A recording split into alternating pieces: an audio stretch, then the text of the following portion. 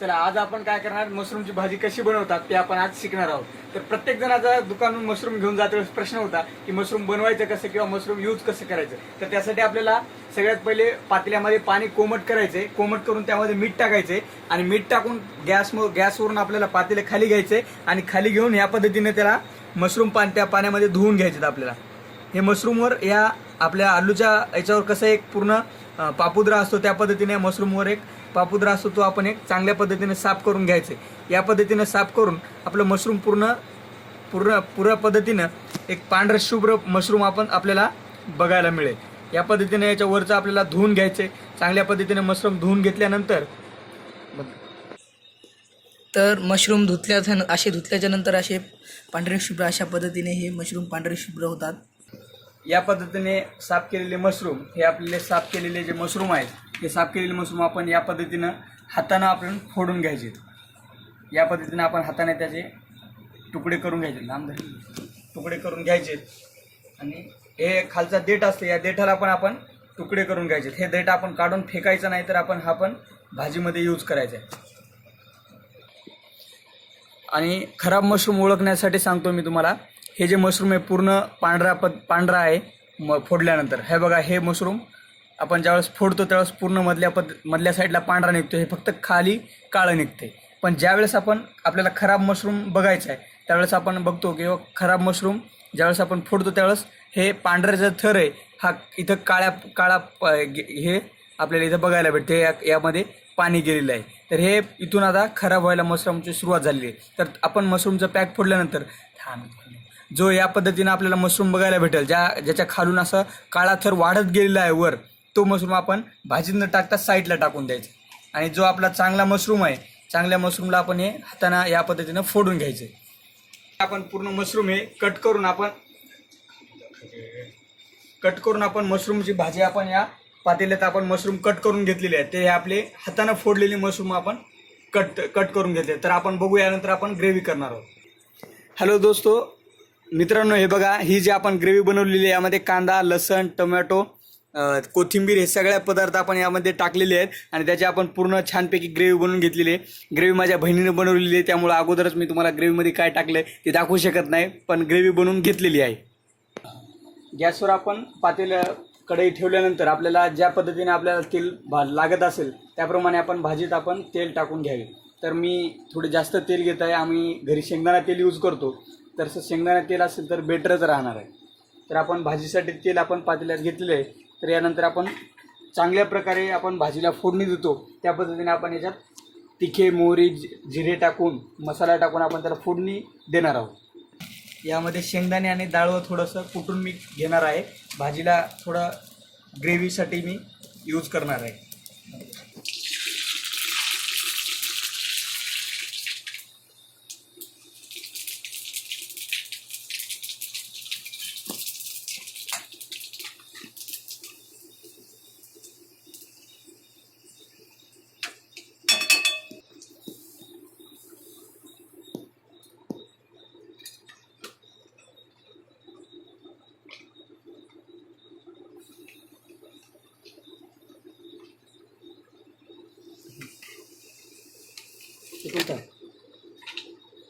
मसाला आहे.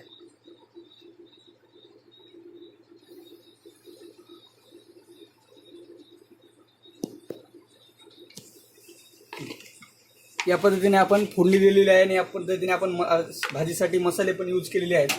तर आपण पुढे याला चांगल्या पद्धतीने फोडणी आपण तळू देणार आहोत.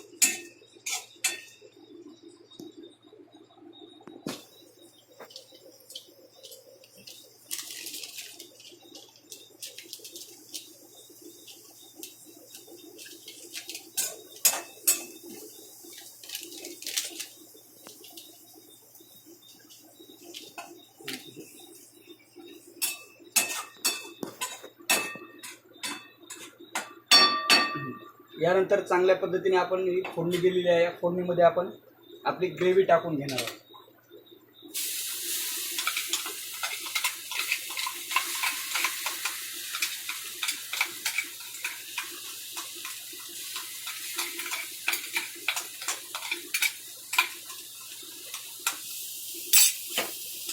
पद्धतीत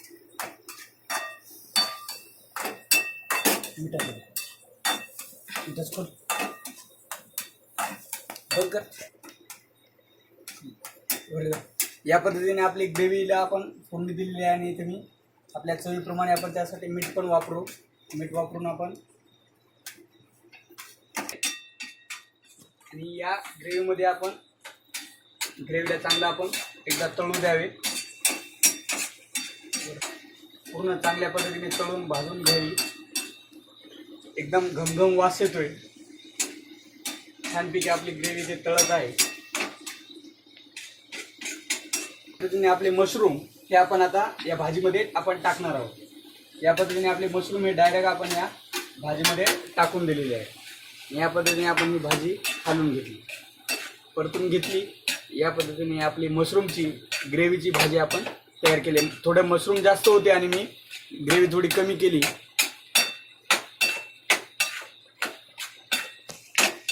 एकदम छानपैकी इथं मशरूम भाजी आपली तयार होत आहे.